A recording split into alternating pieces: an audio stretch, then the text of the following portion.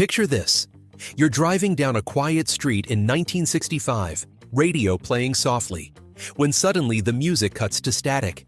The DJ's voice comes on, apologetic, explaining that the song you were just hearing has been pulled from rotation. Today, we're going back in time to uncover 10 most controversial band songs of the 1960s. Number 10.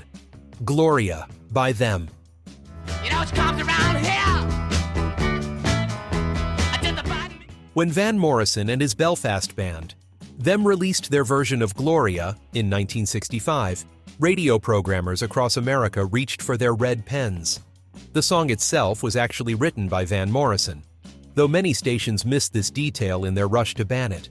What caught their attention were the suggestive lyrics that seemed to describe a late-night encounter with a woman named Gloria.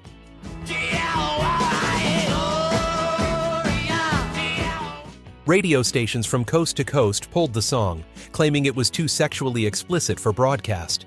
The irony wasn't lost on many observers. Here was a song about knocking on someone's door at midnight, yet it was treated as if it were corrupting the nation's youth.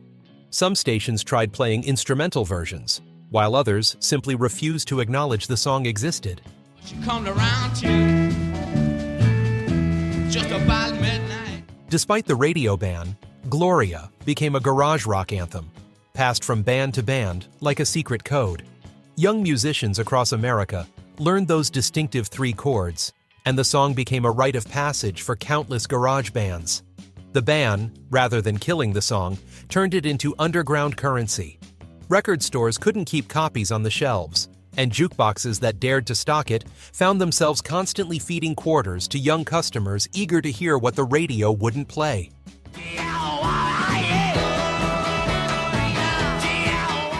The controversy followed the song across the Atlantic too. British radio was more lenient, but even there, some stations relegated it to late-night hours only. Van Morrison himself seemed bemused by the fuss, later noting that people read far more into the lyrics than he had ever intended. Number 9. The Eve of Destruction, by Barry McGuire. In the summer of 1965, as American involvement in Vietnam was escalating, a former member of the New Christy Minstrels stepped up to a microphone and delivered one of the most politically charged songs of the decade. Barry McGuire's The Eve of Destruction, written by P.F. Sloan, was a 4-minute indictment of American foreign policy, social inequality, and what the songwriter saw as the hypocrisy of the times. Radio stations across the Bible Belt and conservative markets banned the song immediately. Station managers declared it unpatriotic, anti-American, and dangerous to public morale. Some stations that initially played the song faced boycotts from local businesses and pressure from community leaders to remove it from rotation. The song referenced everything from the civil rights movement to nuclear weapons, painting a picture of a world teetering on the brink of disaster. At a time when many Americans still believed in the righteousness of their government's actions, this kind of questioning felt revolutionary and threatening. Television appearances became battlegrounds. When McGuire performed the song on various shows, producers received thousands of complaints. Some shows pre-taped performances and edited out controversial verses. Others simply canceled bookings altogether. The ban created a fascinating cultural divide. In college towns and liberal markets, the song climbed the charts and became an anthem for the growing anti-war movement. Meanwhile, in conservative areas, owning a copy of the record could mark you as a troublemaker. Record store owners reported customers buying the single in secret, wrapping it in brown paper as if it were contraband. Number 8. Louie Louie, by the Kingsmen.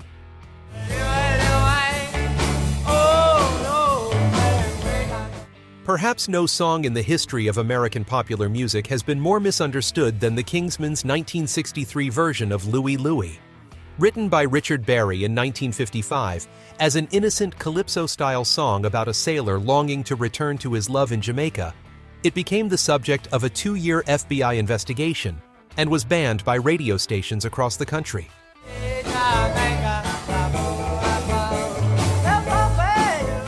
The problem wasn't the lyrics themselves, but rather how lead singer Jack Ely delivered them. Recording in a makeshift studio with poor acoustics, Ely had to strain his voice to be heard over the instrumental track. His garbled pronunciation of perfectly innocent words convinced listeners that he was singing something far more scandalous.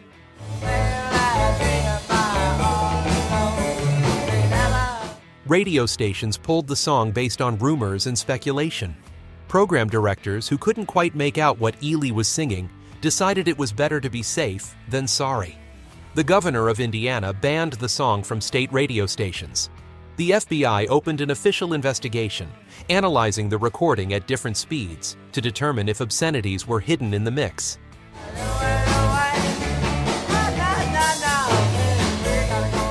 High school students across America suddenly found themselves in possession of what adults considered dangerous contraband.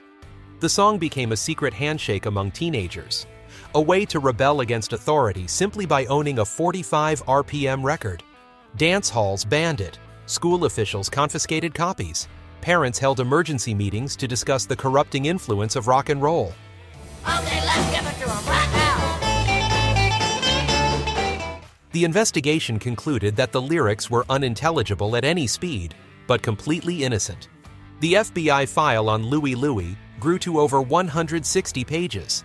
Meanwhile, the Kingsmen watched their song become one of the most famous band records in history, all because of a misunderstanding and some poor studio acoustics.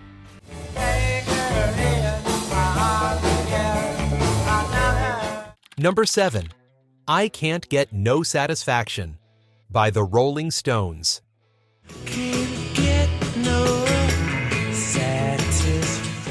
When the Rolling Stones released Satisfaction in 1965, they created more than just a rock and roll classic. They created a moral panic. Mick Jagger's lyrics about sexual frustration and consumer dissatisfaction hit American radio like a lightning bolt, and the response was immediate and severe.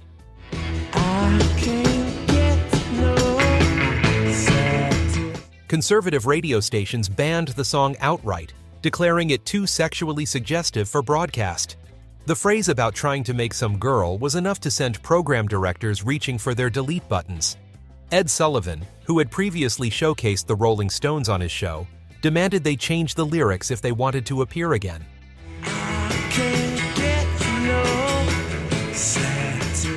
Religious leaders condemned the song as an example of moral decay in popular music. Youth ministers used it as an example of how rock and roll was corrupting American teenagers. Some communities organized record-burning events, with Satisfaction often serving as kindling. The band found themselves in the curious position of having to defend what they considered a fairly straightforward rock song.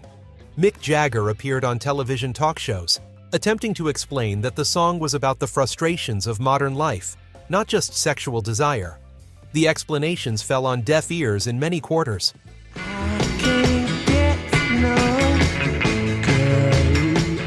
Despite the bans, or perhaps because of them, Satisfaction became the Rolling Stones' first #1 hit in America.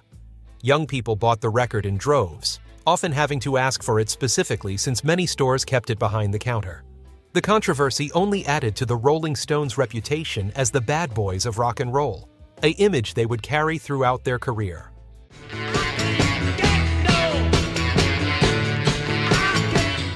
Number 6. Born to be Wild by Steppenwolf. Head out on the highway, looking for it. Steppenwolf's 1968 anthem, Born to be Wild, arrived at a time when the counterculture movement was reaching its peak, and the song's celebration of motorcycle culture and rebellion struck fear into the hearts of conservative America. Radio stations across the country banned the song, not just for its lyrics, but for what they represented: a rejection of traditional values and an embrace of a dangerous lifestyle.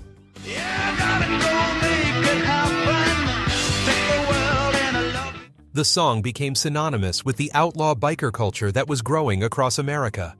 Motorcycle clubs adopted it as an unofficial anthem, and its association with groups like the Hells Angels made radio programmers nervous. Some stations refused to play it during daytime hours, relegating it to late-night programming when younger listeners were presumably asleep. Born to be wild. Police departments in several cities reported that the song was frequently played at gatherings that ended in violence or arrests. Whether the song caused the trouble or simply provided a soundtrack to it became irrelevant to many broadcasters. The mere association was enough to keep it off the airwaves. We can climb so high, I never wanna die. The controversy intensified when the song was featured prominently in the 1969 film Easy Rider. The movie's portrayal of drug use, violence, and rejection of mainstream society made the song even more problematic for many radio stations. Some markets banned it entirely after the film's release. Youth culture, however, embraced the song precisely because it had been banned. Record sales soared despite limited radio play.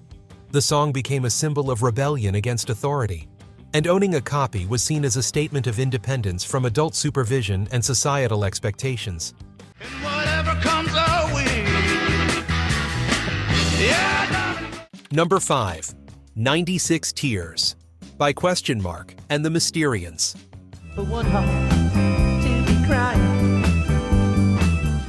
The garage rock classic, 96 Tears, by the enigmatic Question Mark and the Mysterians faced widespread radio bans in 1966. Not for explicit lyrics, but for its raw, unpolished sound and the mysterious nature of the band itself. Radio programmers, accustomed to the polished production of major label releases, found the song's primitive recording quality and emotional intensity too intense for mainstream audiences. And when the sun comes up, I'll be on top. You be right down there. The band's refusal to reveal their real names, or appear without sunglasses, created an air of menace that made conservative radio stations uncomfortable. In an era when clean-cut appearances were expected, and the Mysterians represented something dark and unknown. Their Hispanic background also made them targets of discrimination in many markets, though this was rarely stated explicitly. Wondering how I'm gonna get to you, but I know now. Several radio stations banned the song after receiving complaints from listeners who found the emotional intensity disturbing. The raw vocals and primitive organ sound created an atmosphere that many found unsettling. Some described the song as too ethnic or too different for their formats. Thinly veiled references to racial bias. I'll just cry. I'll just cry. The ban extended beyond radio to television. The band was uninvited from several variety shows after producers decided their appearance was too threatening. Their refusal to conform to entertainment industry standards made them persona non grata in many venues. You're gonna cry 96 tears. Despite the radio blackout, 96 Tears became a massive hit through word of mouth and jukebox play. The song's success without traditional radio support proved that the music industry was changing, and that audiences were hungry for something more authentic than the sanitized pop music that dominated the airwaves. You're gonna cry, cry, cry, cry now. You're gonna cry. Number 4. White Rabbit by Jefferson Airplane.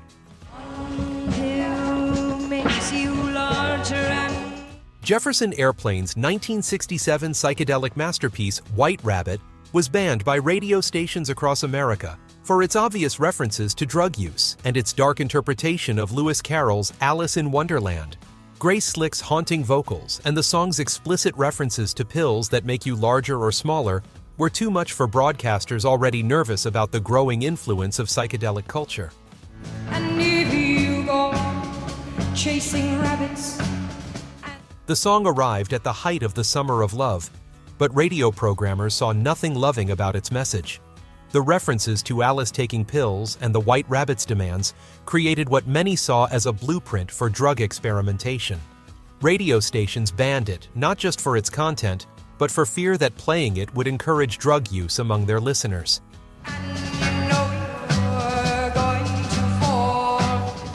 Government officials took notice as well. The Federal Communications Commission received numerous complaints about radio stations that did play the song. Some congressmen referenced it in speeches about the dangers of rock music and its influence on American youth. The song became a symbol of everything adults feared about the counterculture movement. Has given you the call. Religious leaders denounced the song as satanic, pointing to its dark imagery and rejection of conventional morality. Some communities organized protests outside radio stations that continued to play it. Record stores in conservative areas reported pressure from local authorities to remove it from their inventory.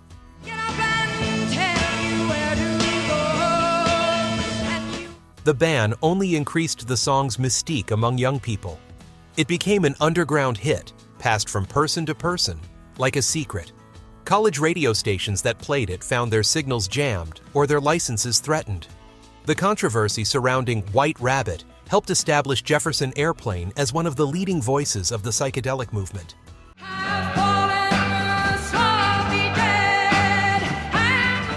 Number 3, For What It's Worth, by Buffalo Springfield. Something happening here. Buffalo Springfield's gentle protest song, For What It's Worth, released in early 1967, was banned by numerous radio stations, despite its seemingly calm and reflective tone. Written by Stephen Stills in response to the Sunset Strip riots in Los Angeles, the song's references to paranoia, battle lines, and young people speaking their minds made nervous radio programmers uncomfortable. Hey, what's that sound? Everybody look what's going down. The song's timing couldn't have been more sensitive.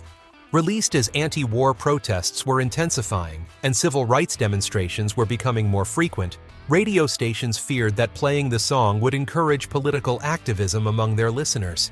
Some stations received direct pressure from local authorities to avoid playing music that might inspire protests or demonstrations. 1,000 people in the street. Conservative radio markets banned the song entirely, viewing it as anti-establishment propaganda. The references to young people carrying signs and the warning about paranoia struck deep made many adults uncomfortable. In an era when questioning authority was seen as unpatriotic, the song's message of youth empowerment was revolutionary. It's time we stop. Hey, what's that sound? Everybody look what's going. Military bases banned the song from their radio stations, fearing it would undermine morale among troops preparing for or returning from Vietnam. Some disc jockeys who played the song found themselves reassigned or fired. The controversy was particularly intense in areas with large military populations. Everybody look what's going down. Despite radio resistance, For What It's Worth became one of the defining songs of the protest movement. Its gentle melody and thoughtful lyrics made it palatable to many who might have rejected more aggressive protest songs. The ban, rather than silencing the song's message, gave it additional credibility among young people looking for music that reflected their growing disillusionment with authority. You better stop. Hey, what's that sound? Everybody look what's going down. Number 2, Get Together, by the Youngbloods. Love is but a song we sing.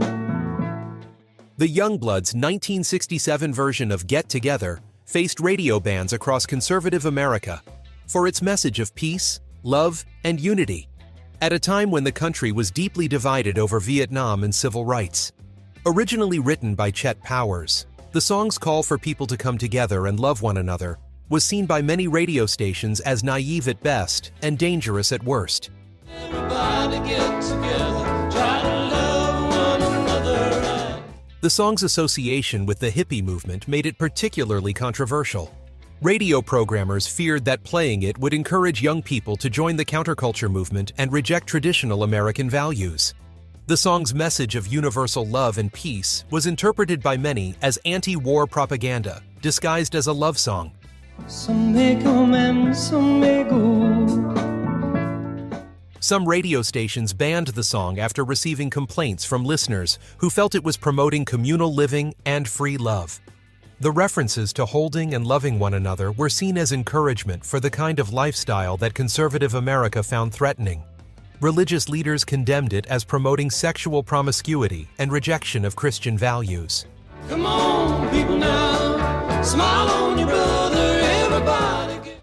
Military recruitment centers reported that the song was being played at anti-war demonstrations, leading to additional pressure on radio stations to avoid it.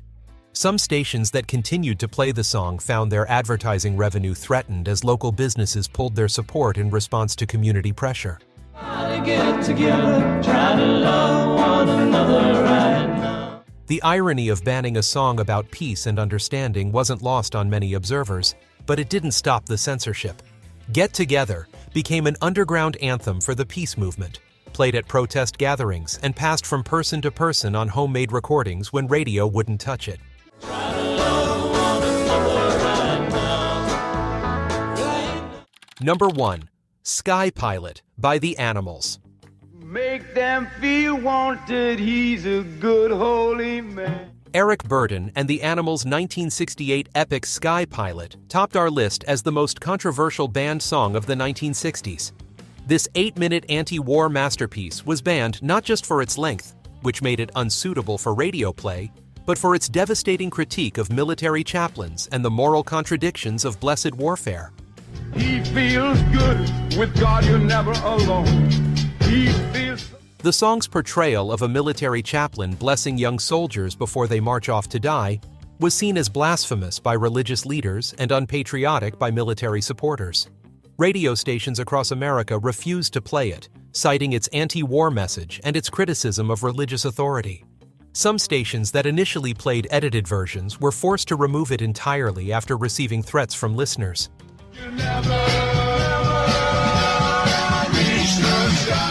The song's most controversial moment came with its realistic sound effects of battle and its depiction of soldiers dying while calling out for their mothers. This graphic portrayal of war's reality was too much for radio programmers who preferred their protest songs more abstract. The combination of anti-war sentiment and religious criticism made Sky Pilot a perfect storm of controversy. He mumbles a prayer, and it ends with a smile. Television appearances became impossible. Variety shows that had previously welcomed the Animals refused to book them after the song's release. Ed Sullivan, who had featured many British invasion bands, declared that the Animals were no longer welcome on his program. The ban extended to some concert venues, particularly those near military bases. In the morning they return with tears in their eyes. Despite being shut out of mainstream media, Sky Pilot became a powerful underground anthem for the anti-war movement. The song was played at peace rallies and protest gatherings, passed from hand to hand on bootleg recordings. Its message resonated with a generation of young people who were questioning not just the war, but the institutions that supported it. You'll never reach the sky. These 10 songs represent more than just controversial music. They're snapshots of a decade in turmoil, when artists dared to challenge the status quo and society pushed back with censorship and bans. Each song tells the story of a moment when music became more than entertainment. It became a battleground for competing visions of America. Looking back now, it's remarkable how many of these dangerous songs have become classics, played freely on oldie stations and celebrated as important cultural artifacts. The controversies that once surrounded them seem almost quaint in comparison to today's debates about music content. Yet at the time, these songs represented real challenges to authority, genuine threats to the established order. The artists who recorded these songs paid a price for their courage. Many faced radio blacklists, canceled television appearances, and lost record deals. But they also created a legacy that continues to inspire musicians today. They proved that music could be more than just entertainment. It could be a force for social change and a voice for the voiceless.